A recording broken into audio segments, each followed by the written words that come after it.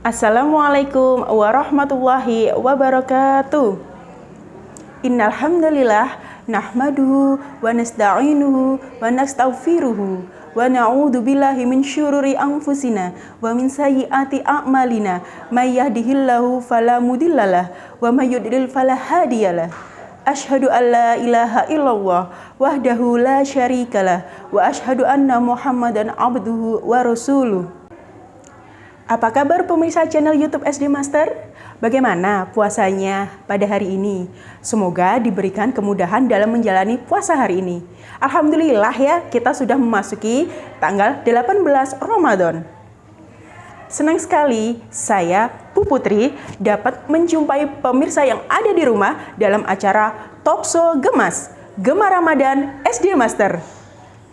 Topik pada hari ini adalah orang-orang yang boleh tidak berpuasa dan bagaimana cara mengganti orang-orang yang tidak berpuasa tersebut. Untuk membahas topik kita lebih lanjut, sudah hadir narasumber kita yang ada di sini adalah Kak Damar. Assalamualaikum Kak Damar. Waalaikumsalam warahmatullahi wabarakatuh. Bagaimana puasanya hari ini? Waduh, mantap, penuh perjuangan. Alhamdulillah, semoga dilancarkan sampai akhir Ramadan ya Kak Damar. Amin ya rabbal alamin, dan kita dipertemukan dengan Ramadan tahun depan. Amin. Nah, selanjutnya untuk membahas topik ini, saya ada beberapa pertanyaan untuk Kak Damar. Waduh, dikasih pertanyaan, kirain mau dikasih makanan untuk buat buka hari ini ya. Dikasih pertanyaan. Nah, sebelum berbuka, ada satu pertanyaan dulu dari saya. Satu pertanyaan.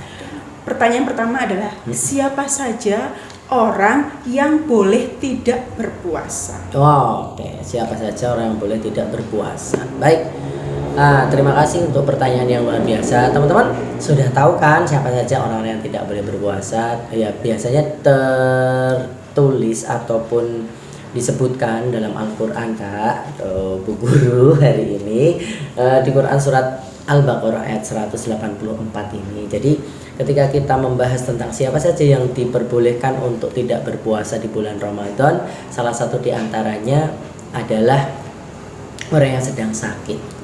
Kalau orang sakit biasanya dikhawatirkan nanti kalau dia berpuasa dan semakin parah sakitnya, maka diizinkan untuk tidak berpuasa. Karena di dalam agama Islam itu segala sesuatu termasuk ibadah pun dipermudah. Sholat pun juga demikian, tidak bisa berjamaah di masjid, diizinkan untuk di rumah dengan memenuhi syarat-syarat tertentu. Tidak bisa berdiri, dipersilakan untuk duduk. Tidak bisa duduk sambil berbaring, tidak bisa berbaring sambil miring, nggak bisa miring sambil pakai isyarat. Tidak bisa pakai isyarat sambil kedipan mata, nggak bisa ya disolatkan, gitu ya. Jadi teman-teman jangan sampai kita nggak pernah sholat, sekalinya sholat di depan imam, ya kan bahaya tuh. Nah, termasuk puasa ini. Jadi memang kalau golongan orang yang sakit dan sakitnya parah, Kak, itu biasanya memang diberikan keringanan untuk tidak melaksanakan puasa.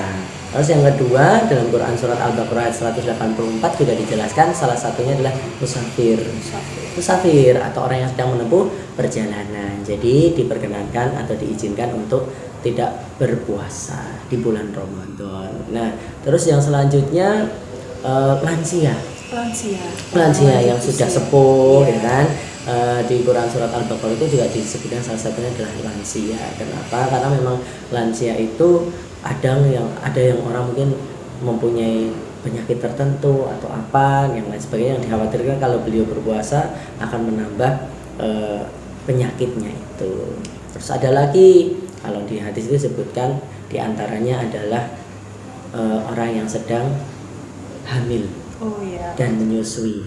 Ya, karena kan kalau orang yang menyusui kan kadang ada juga yang punya kasus dia itu kalau nggak makan air susunya nggak keluar kan. Nah, makanya diperkenankan untuk boleh tidak berpuasa. Ada lagi orang yang sedang haid dan nifas. Oh Ya iya. kan? Kalau Biasanya ini perempuan ya, khusus perempuan ya Kak Damar. perempuan. Kalau laki-laki nggak perlu ikut-ikutan ya, dan nggak mungkin bisa karena itu bukan kodrat kita laki-laki. Nah, jadi di dalam Quran surat Al-Baqarah ini memang sudah sangat jelas sekali perintah-perintah untuk kita apa ya istilahnya golongan orang-orang yang tidak atau boleh untuk tidak berpuasa kan. Terus kalau kita perluas lagi ada juga yang lainnya, contoh anak kecil, ya kan, yang belum mencapai usia balik kayak gitu kan, memang mereka belum wajib berpuasa. Terus orang gila, orang yang hilang ingatan. Jadi kalau ada orang yang beriman atau orang Islam yang dengan bangganya tidak berpuasa termasuk orang gila.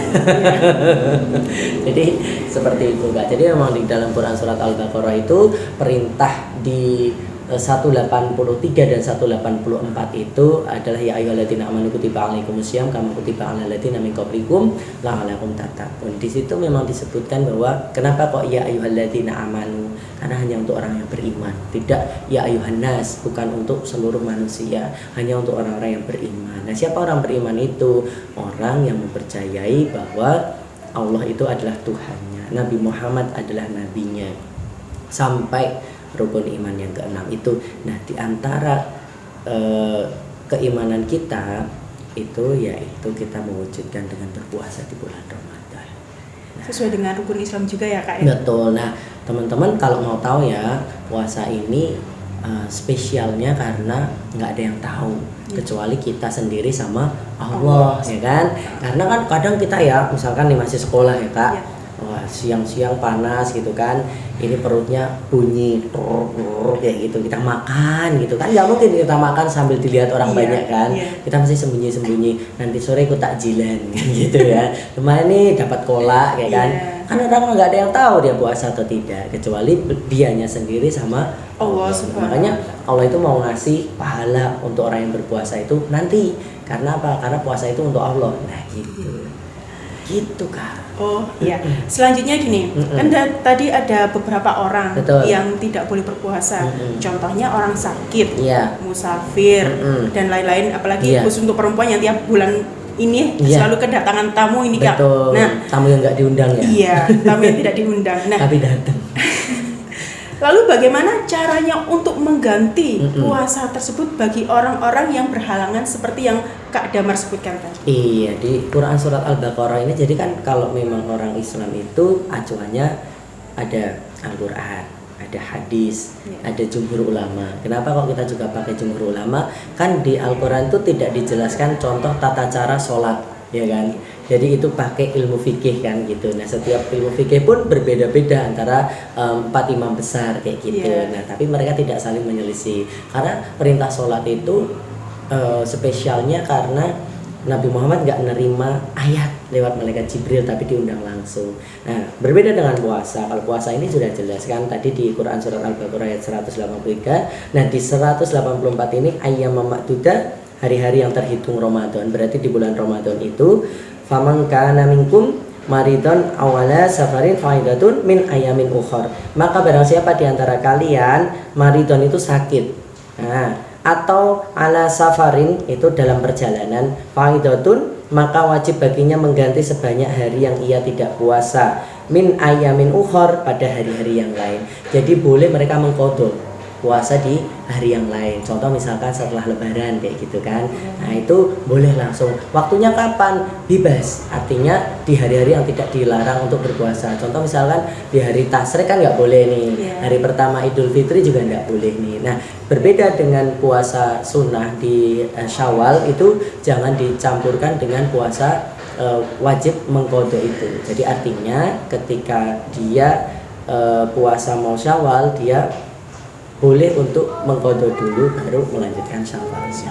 Ya, jadi artinya karena itu bukan puasa sunnah, karena termasuk puasa wajib, karena kan kita bayar utang nih Kak ya, bayar utang, kita nyari utang karena kita meninggalkan puasa di hari-hari waktu kita Ramadan, ya kan. Contoh yang ibu hamil menyusui ataupun yang haid itu atau yang sakit, kita bisa dengan berpuasa. Ada lagi contoh lansia nih ya, lansia mungkin kalau mengganti puasa kan nggak kuat nih.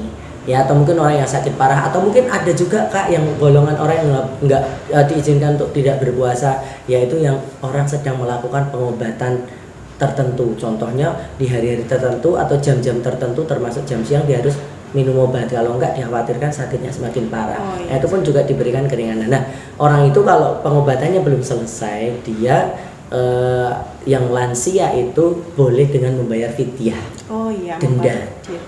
Nah, berapa sih ukuran fidyah itu? Setengah syok. Satu syok itu kurang lebih ulama itu berpendapat 3 kilo. Jadi kalau kita membatalkan selama 10 hari, ya berarti kita nyiapin 10 kantong isinya 1,5 kilo. Nah, isi kantong itu kira-kira apa Kak Damar? Yang ukurannya 1,5 itu beras. Bisa berupa apa? Beras ya? Beras, tapi lebih baik lagi kalau sekalian sama lauknya dan lain sebagainya kayak gitu. Tapi ada juga yang mereka masak lalu diberikan pada fakir miskin. Jadi boleh yang matang, boleh yang mentah. Tapi kalau mau yang mentah, alangkah lebih afdolnya kalau isinya itu beras sekalian sama lauk, sama sayur dan lain sebagainya. Apalagi kalau minyak goreng kan, ini langka dan enggak langka sih, mahal. Ya. Tapi insya Allah sangat-sangat keterima sekali. Tapi yang pasti ukurannya satu hari itu setengah syok atau 1,5 kilogram beras. Begitu Kak. Wah, menarik sekali atas ilmu-ilmu yang Kak Damar berikan pada hari ini. Semoga apa yang disampaikan Kak Damar bisa bermanfaat semua yang ada dan pemirsa yang ada di rumah. Amin. Terima kasih Kak Damar Sama-sama. untuk talksnya pada hari ini. Semoga kita bisa bertemu pada lain kesempatan. Amin ya robbal alamin. Dan juga jangan lupa Kak, di Quran 183 184 itu waktu ayat itu turun, itu disebutkan orang-orang boleh berpuasa atau membayar fidyah. Tapi ketika ayat 185 ini turun, ini sudah dijelaskan semua orang yang beriman wajib berpuasa.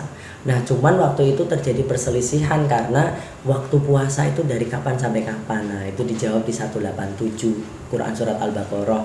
Waktu itu Qais itu salah satu sahabat Nabi itu sedang bekerja. Nah, waktu bekerja itu ternyata dia pulang ketiduran.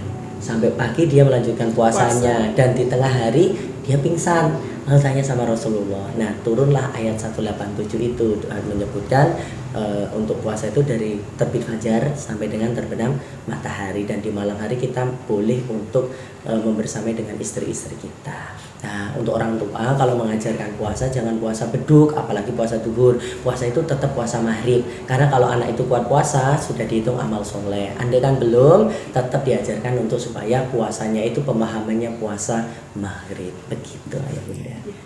Terima kasih banyak Kak Damar. Siap, oke. Semoga kita bisa bertemu pada kesempatan lain lagi. Tetap bersama di channel YouTube SD Master. Baik pemirsa channel YouTube SD Master, tadi kita sudah mendengarkan penjelasan dari Kak Damar tentang siapa saja yang boleh tidak berpuasa dan bagaimana cara menggantinya. Semoga apa yang telah disampaikan tadi bermanfaat bagi kita semua. Saya Bu Putri, pamit undur diri. Sampai jumpa di acara Talkshow Gemas selanjutnya. Wassalamualaikum warahmatullahi wabarakatuh.